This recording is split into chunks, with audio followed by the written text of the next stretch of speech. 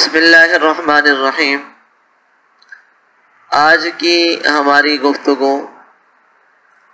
غسل کے متعلق ہے۔ غسل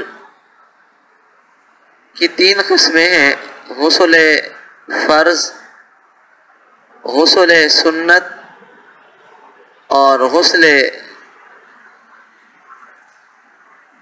راحت ٹھنڈک، یعنی تین طریقوں سے غسل کیا جاتا ہے۔ ایک تو صفائی کے لیے، راحت کے لیے، ٹھنڈک کے لیے، اور ایک جو ہے جنابت کی حالت میں جو فرض کہلاتا ہے، اور ایک سنت سمجھ کے کیا جاتا ہے۔ سنت جیسا کہ عیدین میں غسل کرنا اور جمعے کے دن غسل کرنا، اسی طریقہ سے یہ جو ہمارا محرم کا 10 محرم کا دن گزرا ہے اس دن غسل کرنا، تو یہ تو مسنون غسل ہیں جو کیے جاتے ہیں۔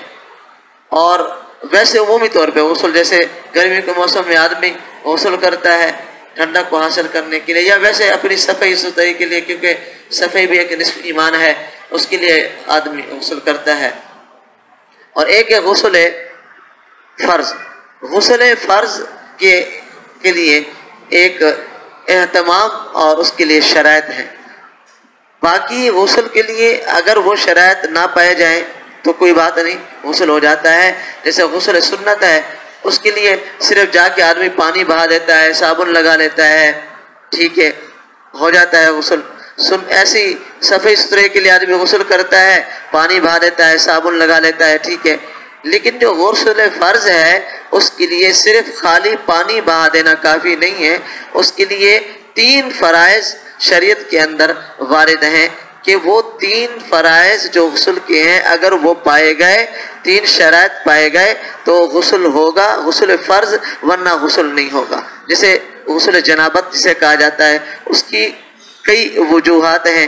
ایک تو یہ ہوتا ہے کہ بالغ آدمی جو ہے بصورت احتلام کے اس کے اوپر جو ہے غسل واجب ہو جاتا ہے۔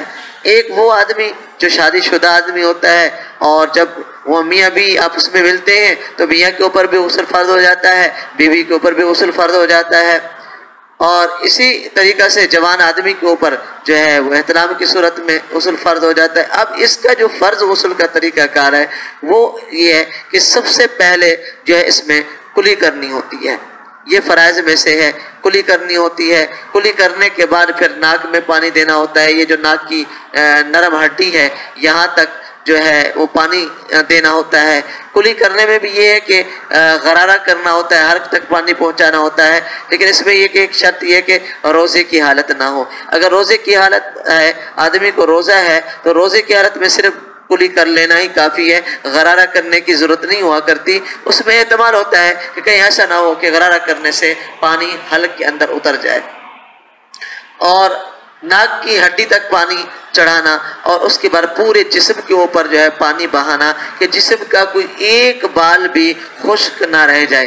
اگر جسم کا کوئی ایک حصہ یا جسم کا کوئی ایک بال خشک رہ گیا تو پھر غسل نہیں ہوتا، غسل فرض نہیں ہوتا۔ اور پھر ظاہر ہے جب آدمی کا غسل فرض یا غسل واجب نہیں ہوگا تو پھر وہ آدمی پاک نہیں ہوگا، اور جب آدمی پاک نہیں ہوتا تو ناپاک آدمی کی پھر یہ کہ نہ نماز ہوتی ہے اور نہ اس کی ناپاک آدمی کی جو ہے تلاوت ہوتی ہے، یعنی قرآن کریم کو نہ وہ ہاتھ لگا سکتا ہے، اور نہ ہی وہ ظاہر ہے جب جسم اس کا ناپاک ہے تو جس چیز کے اندر بھی وہ ہاتھ ڈالے گا تو وہ چیز بھی ناپاک ہو جائے گی۔ تو اس طرح جو ہے آدمی کا غسل نہیں ہوتا جب تک یہ شرائط نہ پائے جائیں۔ لہذا غسل کے لیے ان شرائط کا پایا جانا ضروری ہے۔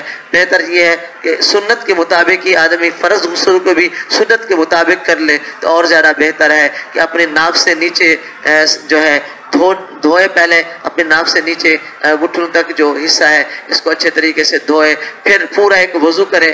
وضو جس طرح ایک کیا جاتا ہے، نماز کا وضو کیا جاتا ہے، اس طرح وضو کر کے اس میں کلی بھی آ جاتی ہے، اس میں ناک میں پانی بھی آ جاتا ہے، اور پھر پورے جسم کے اوپر وہ پانی بہا دے. اچھے طریقے سے پانی بہائے تاکہ کوئی اس کے جسم کا حصہ یا کوئی بار اس کا خشک نہ رہے. تو اب یہ اس کا غسل فرض ہو گیا، یہ پاک ہو گیا ہے، اب اس سے وہ ساری عبادتیں کر سکتا ہے.